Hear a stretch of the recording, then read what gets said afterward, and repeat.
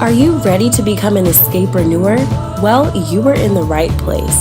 Welcome to the Bye Bye 9 to 5 podcast, designed by brilliant women, especially for brilliant women who want to create the life of their dreams by escaping the 9 to 5.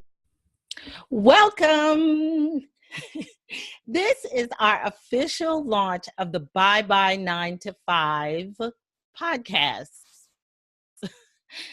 Thank you for stopping by. My name is Kimberley Wiggins. I will be your host for the Bye Bye 9 to 5 podcast every week. And we will have a weekly episode where it'll either be myself or an interview. And I will focus on the mission of the Bye Bye 9 to 5 podcast. What is that, you say? Well, the mission of the podcast is to help women who are sitting on the fence and are thinking about leaving their jobs and do not know how to start, where to go, where to begin. I want to be that voice that helps them figure that portion of it out. And so this is our first official episode. Yay! I'm so excited to be here. I am so excited that you are here. And let's dive right in. So my vision for this podcast, as I kind of mentioned before, is that there are women out there who are working that 9 to 5 and they are wanting to transition into a different life. I'll tell my story about that in a minute. And that is what brought me to this point, because I had that yearning for something more. There was something inside of me that was calling me.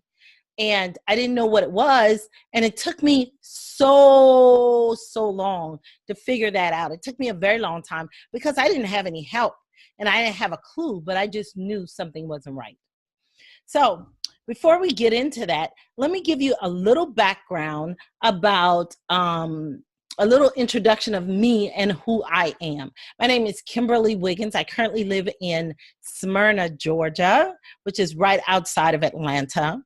I am a mother of 3 wonderful children, a grandmother of 4 wonderful grandkids, soon to be 5. I was just told earlier this week, and I'm excited about that. And I'm a fitness and self-love diva. I call myself that because I love all things fitness and I love all things self-love. I'm very big on self-love. And I am the owner and creator of Kim Wiggins Coaching. And so the thing that brought me to this point where I am all of these things was not by mistake. It was not some mishap of some kind. It was a very orchestrated path. And the one thing you will hear me refer to often is my spirituality. And I can't leave my spirituality out because I feel as though it led me to this place. And so, you know, I feel like God has had his hand on me for all eternity and that he has been guiding me through this process. And so because of that, I'm at this place that I am here today doing this podcast, owning a business, and I'm enjoying it so much. And the mission of Bye Bye 9 to 5 focuses on women and families. That's our focus groups, women and families. We want women to know that they can indeed have it all. There is not such a thing as not being able to have it all. I think society tries to tell us that sometimes, but it's not true. And you don't have to have it all by the normal standards. You don't have to sit in traffic, work the 9 to 5, work extensively long hours, be denied vacations, have mommy guilt every time you walk out the door, drop your kids off the daycare and only pick them up the kids up in time to give them a bath and put them in the bed and then repeat the cycle all week. So you're only spending weekend time with your children. You're missing all their important dates at schools, their important moments at home. You can't really settle into the role of a wife or mother that you really, really want to be, because you're living the life that you feel you have to live to provide your family with the lifestyle that you choose. But I'm here to tell you there is another option. It's a viable option. It works well.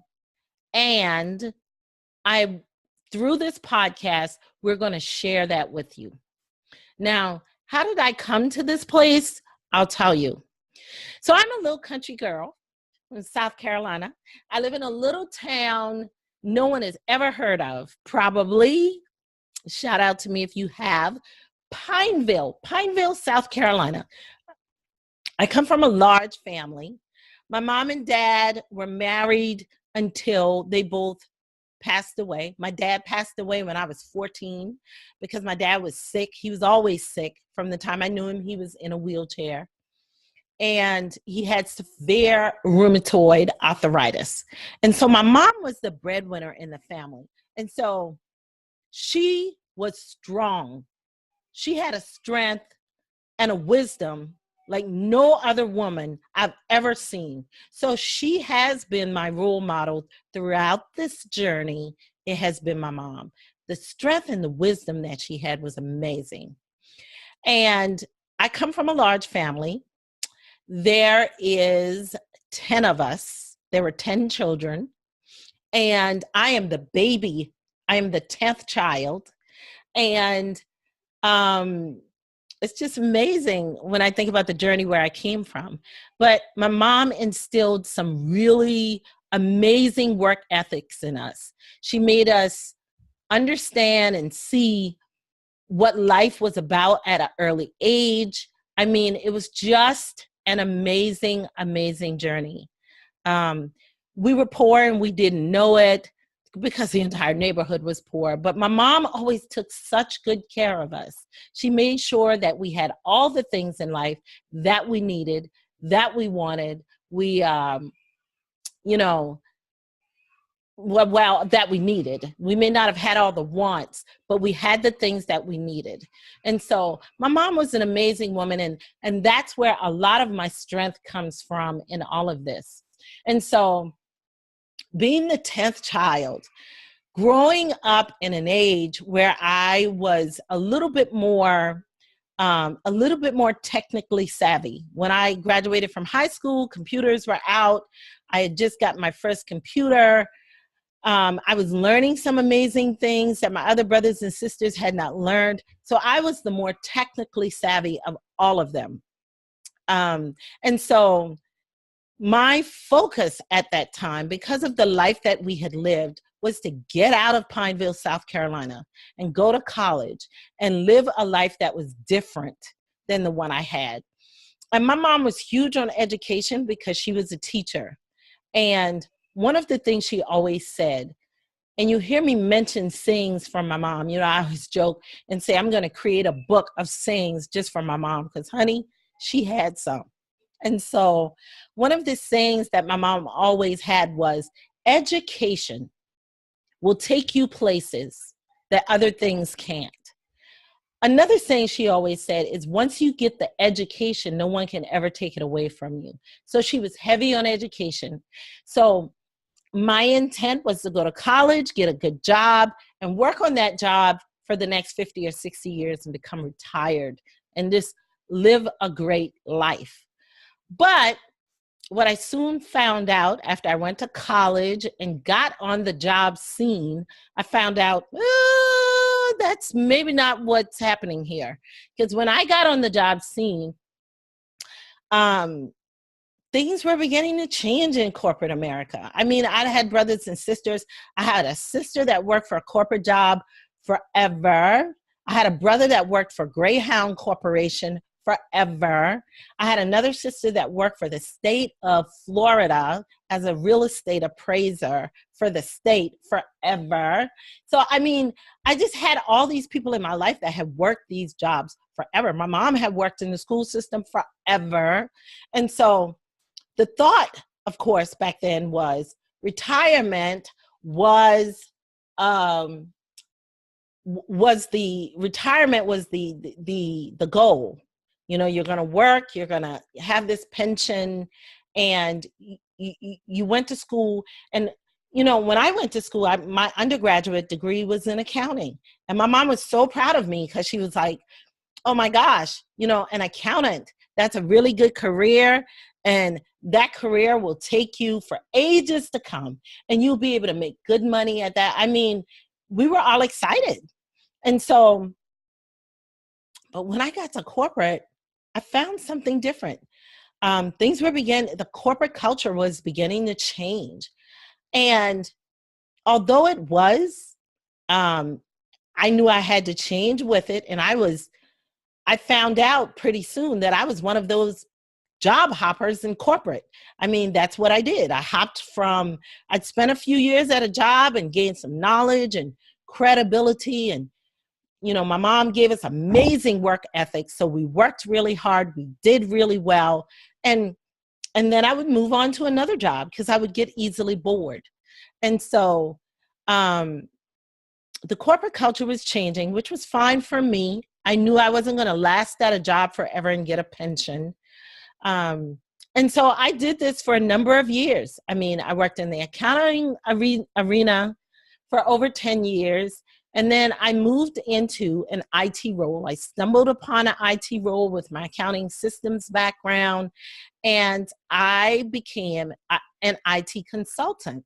And I worked with big name companies like Home Depot, Nabisco, Thompson Incorporated. So I worked at some really big companies in a corporate role. And in my last job, before I left corporate, that last job was the thing that made me know it was time for me to go. I'd been in corporate for over 20 years. I had been successful in corporate by all means, and never been fired, never been laid off, never been denied an opportunity, always got promotions and raises and bonuses galore. I mean, I was making six figures in corporate. I was successful by all means. But there was an incident that happened in my last corporate job that created a need for me to do something else. Now, I must tell you, I had already started feeling the pull. There was something that was keeping me up at nights. There was something that was bugging me while I was sitting in traffic. And I was one of those people who were always the first at the office and the last to leave. So when everyone else was getting into the office at 7 o'clock in the morning, I was already there at 6. And I was a project manager in my last job. So I was prepping my project team information at 6 o'clock. So when my team got to work by 8 or 9, it was set. Everything was ready. It was ready to go. And I was the last one to leave. I came in on a half days on Saturdays. The only thing I didn't do is take a lot of work home with me because I had kids. And I promised myself that I wouldn't do that because I wanted to spend time with my kids at home in my own environment with my kids. So I was at work a lot though. And, you know, my daughter, she's an amazing, amazing individual. And you will meet her because she will be doing one of my interview sessions at some point because she's a coach as well. She's a highly creative spirit, beautiful daughter, but she was my eldest. And she was the person that helped hold my family together while I was not there. I'd gotten a divorce when my youngest was about 2 years old. So here I was, a single mom with 3 little kids, and I'm working out there in the corporate world, and it's very demanding. And I had a job before I left the accounting arena, just to back up for a minute. I had a job where I worked as an assistant controller for a company. And the controller there was grooming me to take her place because she wanted to move on to an executive position in the corporate office in New Jersey. And she was grooming me to take her place. Well, one of the things that she told me was I had to sacrifice something. It was great advice because she was right. In order to have something greater, in order to have something better, there's always a sacrifice. And you have to decide what that sacrifice is and if you're willing to make the sacrifice. Well, when she told me I had to sacrifice my family to be able to have this job, I didn't know how to respond to that. You see, she was a woman that had had a child, and her husband was a stay-at-home dad, so he could take care of the child. And she barely saw the child. She had no mommy guilt. She felt as though she had done her part by having the child. I didn't feel that way. I loved my children immensely, and I wanted to be in their lives in every aspect of their lives. I did not want someone else raising my children. And at this point, my daughter was helping me immensely raise my 2 younger boys because my daughter was always super responsible. And so I knew then, I've got to get out of this. This is not what I want for me. I am not sacrificing my children for a job. Because the one thing I realized back then is the job was not building my dreams. It was building the dreams of the upper management and the company owner. And this was a large company. It was not building my dreams. Not at all. It didn't even care about my dreams. I was a speck in the bucket. As long as I kept churning it out and sitting on the wheel for them, they were happy and my dreams didn't come into play. Never once have I ever had someone in corporate ask me, what is it that you want? Never once. And so I knew then, back then, I was early in my accounting career then. I'd only been an accountant for about 3 years, about 5 years at that point. Yes, it had been about 5 years. I've been a junior accountant at a large company, and then I moved on to work for PricewaterhouseCoopers for a few years and got tired of the travel, and then settled in Atlanta at a new company, a huge company, as their assistant controller. And it's amazing, amazing, amazing journey. It was an amazing journey. But I knew then that's not what I wanted for me. It's not what I wanted for me. It's not what I wanted for my family. That I wanted something totally different. And so I began to put the wheels in motion. What I couldn't figure out. This was the hardest thing for me. And I met a young lady who became one of my good friends while I was working for another company. I'd left the controller company, the company as assistant controller, because I said, there's just no way that I can make that happen. And I'd gotten into another really good company. And I must say, I've been so blessed to work for a lot of great companies. And while I was at this company, that's where I got my IT background from, and later went on to get my master's degree in IT. And I moved on to another company where I met an amazing young lady there, and she was my good friend.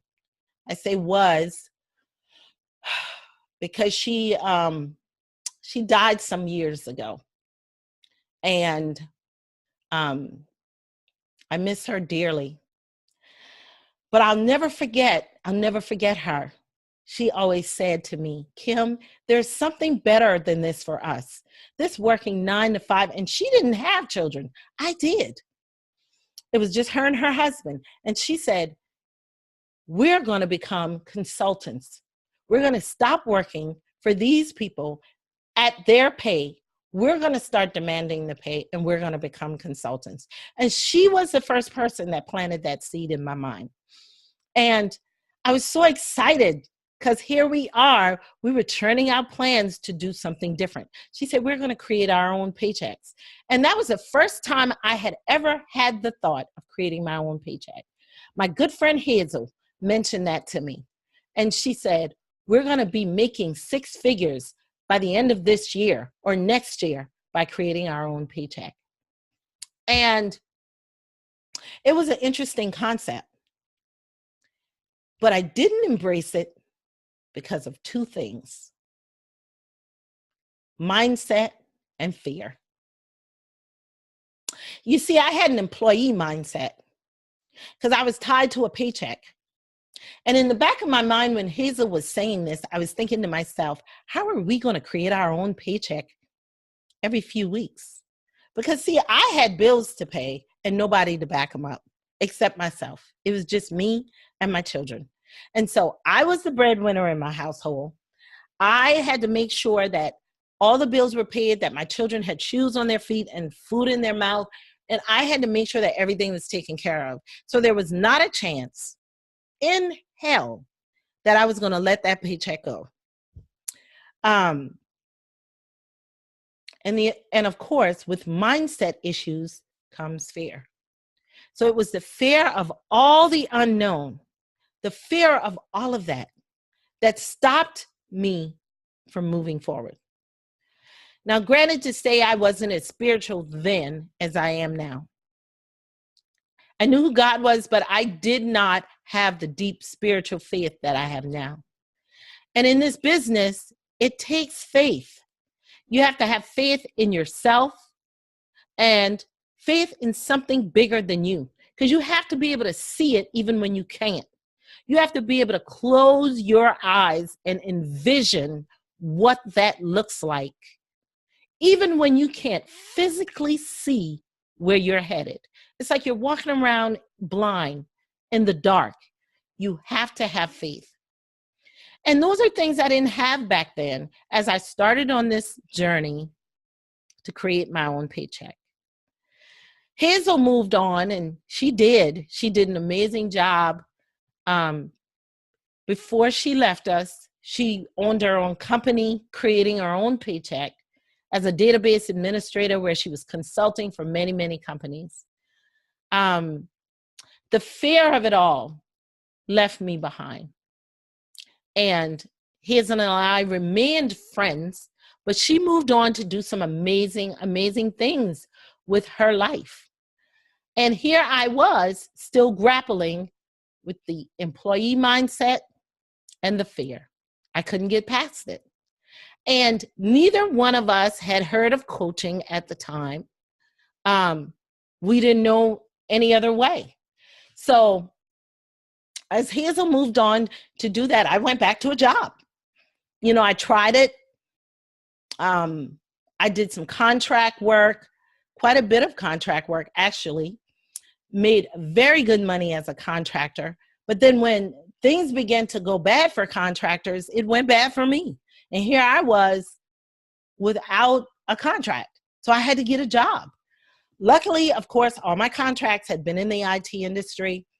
I had created a solid base of abilities and skills in the IT industry. So now I was able to go out and work in different jobs in software development and quality assurance and project management, where I was able to make a really good income. So I've always made a really good income, always, without a doubt. But I always knew there was something different for me. I always knew there was something different for me. And so because of that, I warred with myself for many, many years as I worked these jobs. I remember sitting in traffic one evening because I would stay until I would get off from work. Well, I really could have left at 3, but I worked so far away from where I lived. It took me an hour to get home, and traffic started backing up at 4 o'clock. And I couldn't leave the job at 4, although I'd gotten there at 6. There were just too many things as a project manager that I still had to make sure was taken care of at the end of the day. So 4 o'clock to me was way too early to leave. So because I couldn't leave at 4, I would end up leaving at 7. When the traffic had died down, it was a little bit easier to get home. And I remember sitting in traffic many, many evenings saying to myself, Kim, what are you doing? Just what are you doing? Why are you still doing this? There's something better for you. And, I remember before I got my last job, I remember just looking around at the women, especially in my office, because I'd had conversations with all of them practically about, I would ask questions like, so if you could work at home and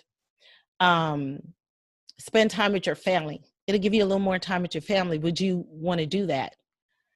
And we would talk about things like that. And I was always an advocate in every company I worked for a 4-day work week.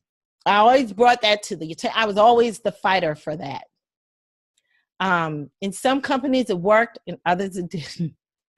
And so the last company I worked for was the straw that broke the camel's back. It was a great company.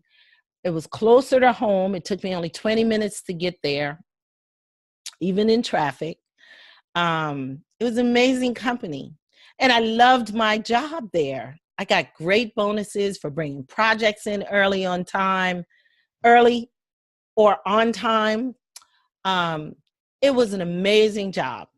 But here is when I knew it was definitely time for me to go. And I needed a plan. Here I was. I had worked in IT for over 10 years at this point. I was accomplished. I was good at what I did. I was thorough because my mom had given me all these great work ethics. I believed. I had passion. I poured all my passion into my work. Well, they brought a young lady into my department for me to train. And she came from the customer service department and had just gotten her bachelor's degree. Here I was, bachelor's degree, many, many years before then, almost 20 years at that point, and a master's. She'd just gotten her bachelor's, but worked in the customer service department. They wanted me to train her. Little did I know they were training her to take my job. And with all my years of experience, they were training her to take my job.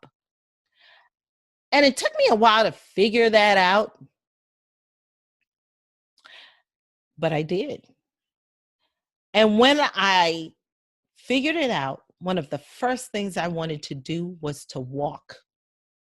I was so hurt, so deeply hurt, that I wanted to walk away from it all and just find another job. I was like, Kim, you've got so many skills and abilities, girl. It's their lost. But here is the download and the vision that I got. My mom used to have a saying, here I go. My mom used to have a saying, she would say, do not swap the devil you know for the devil you don't. And this job was a devil I knew. I knew what to expect on this job. I was settled. I knew what it took. Nobody bothered me. I came in when I wanted to. I left when I wanted to because of my work ethics. And so I knew that I needed to continue on with this job, but I needed to put an exit strategy in place. And that's a nugget for you women out there. You cannot leave your current job without an exit strategy. You've got to put an exit strategy in place. It's something that I tell my clients all the time. There's a lot of things you haven't thought about financially and just the time you need to put into your business. Let's have an exit strategy. And so that's what I worked on. I stayed there for another 1.5 years and worked on my exit strategy. And I started my business in that year and a half. And I started building my business in that year and a half. And I worked on my exit strategy. And I created a paycheck because I had money in the bank. I had saved enough money for my bonuses and my raises. And I began to decrease my expenses at home so I could save more. Because when I left, I wanted to be able to create a paycheck for me for the next 6 months. And I was able to accomplish that before I left. I had started my business. I had found out about the world of coaching. I had attended conferences. I was doing more personal development work on myself. I worked on my mindset. I worked on my fear. I worked on so many things at a deep level. I dove into it heavily because I wanted to be sure that when I walked out of there, there would be no coming back. And that is what's brought me full circle here today. At this point where I am the owner of Kim Wiggins Coaching, and you're sitting here listening to me on my Bye Bye 9 to 5 podcast.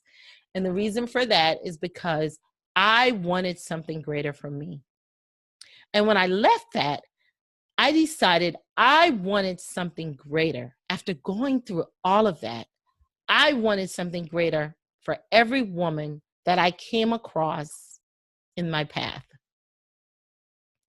And so this is a mission for me. This is a movement.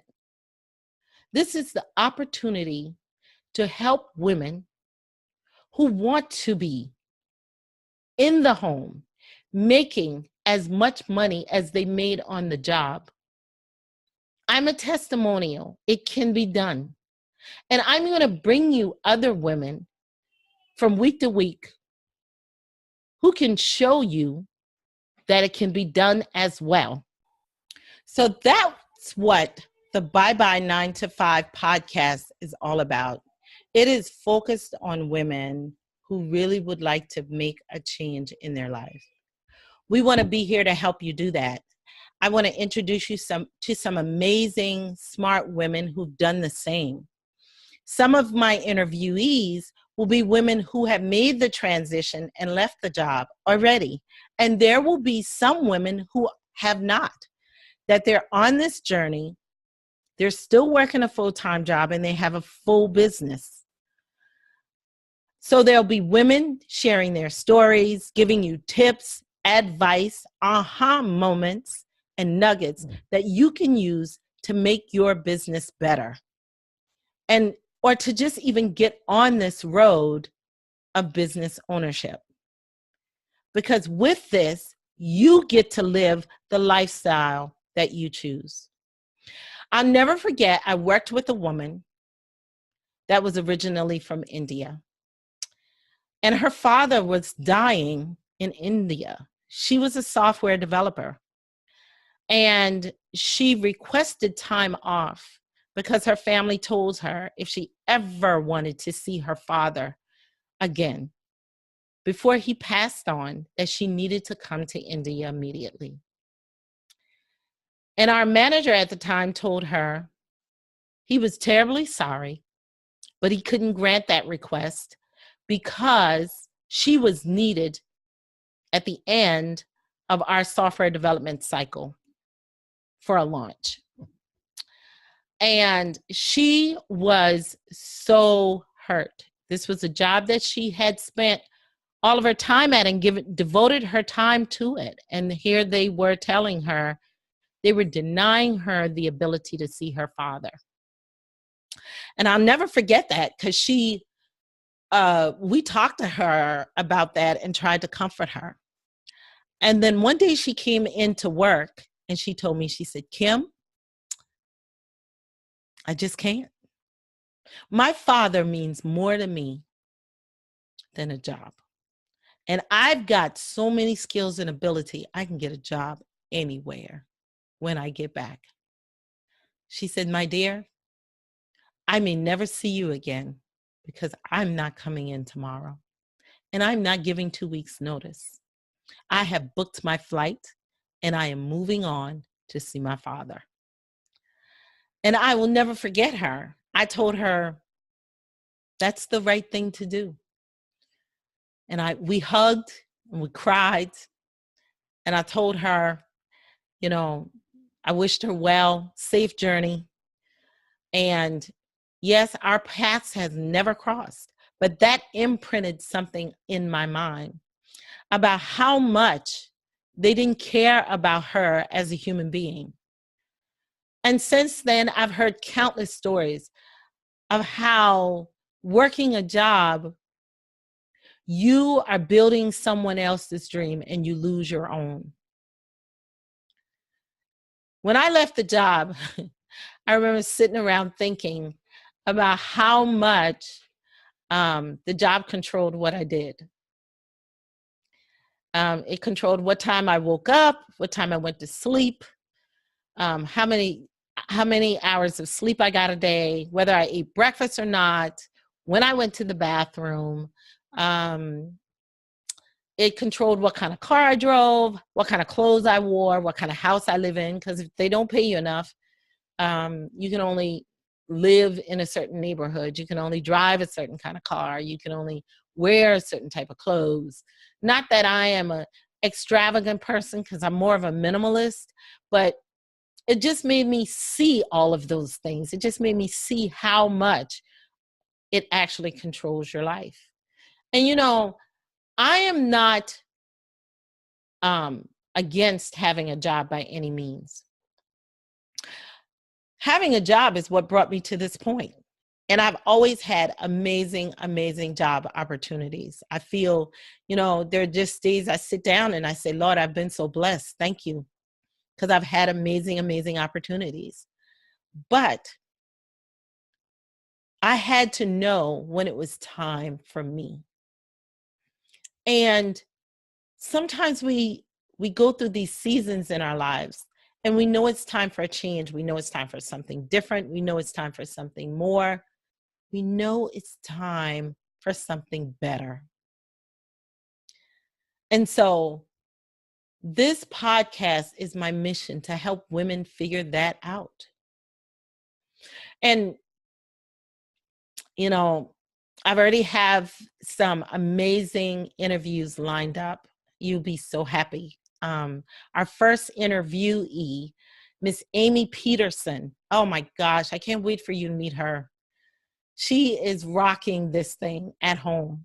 Her story is so similar to mine, where she worked in these amazing companies and made these amazing companies even more amazing.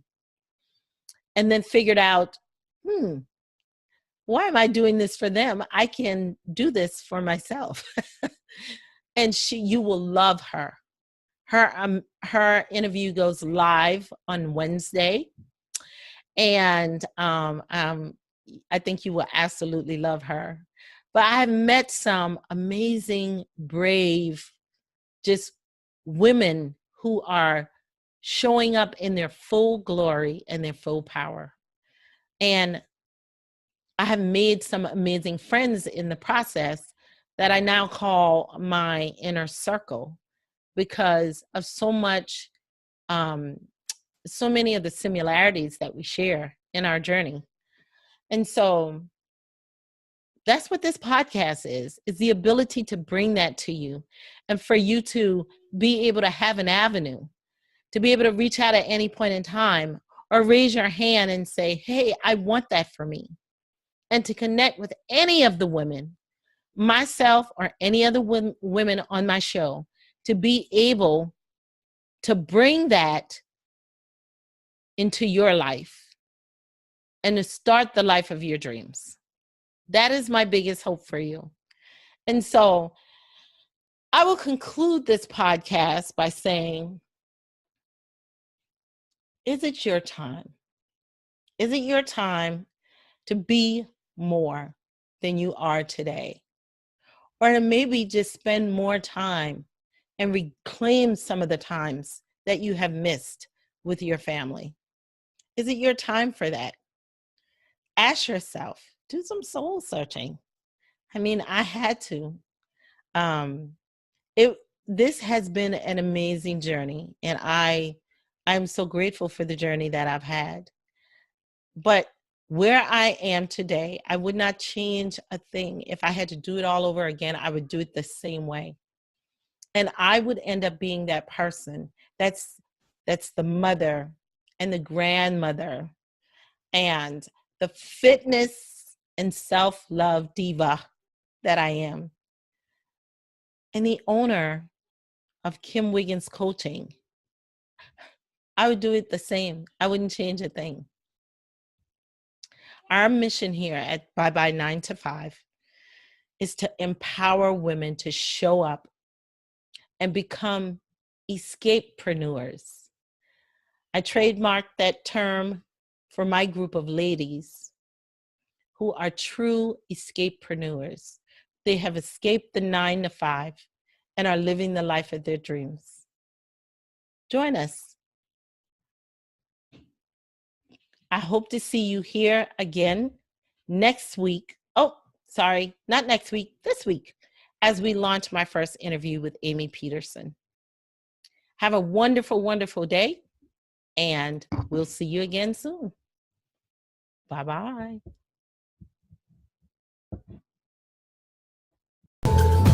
This episode of the Bye Bye 9 to 5 podcast has ended, but it doesn't stop there.